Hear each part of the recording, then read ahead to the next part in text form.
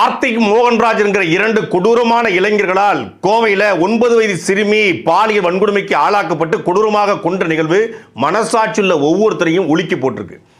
இந்த நிகழ்வு தொடர்பாக செய்தியாளர்கள் தமிழ்நாடு தொழில்துறை அமைச்சர் மரியாதைக்குரிய கீர்த்தனா அவர்கள்ட்ட போய் கேள்வி கேட்கிறாங்க. இப்படி கோவையில் ஒரு சிறுமி பாலியல் வன்கொடுமைக்கு ஆளாக்கப்பட்டு கொலை செய்யப்பட்டிருக்காங்களே, அதை பற்றி உங்களுடைய கருத்து என்ன அப்படின்னு கேட்குறாங்க. அதற்கு இந்த கீர்த்தனா அவர்கள் சொல்றாங்க, அட்மினிஸ்ட்ரேஷன் ரிலேட்டடா என்ன இப்ப பேசுங்க, அரசியலா 6 மணிக்கு பேசுங்க.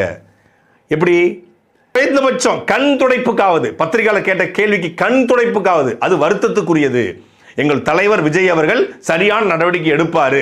2 பேரை கைது பண்ணியிருக்காங்க, அவங்களுக்கான தண்டனையை நாங்கள் வாங்கி தருவோம். இனிமேல் இது நடக்காம இருக்க நாங்கள் என்னென்ன பணிகளை செய்யணுமோ அதை செய்வோம்னு சொல்லியிருந்தா சரி.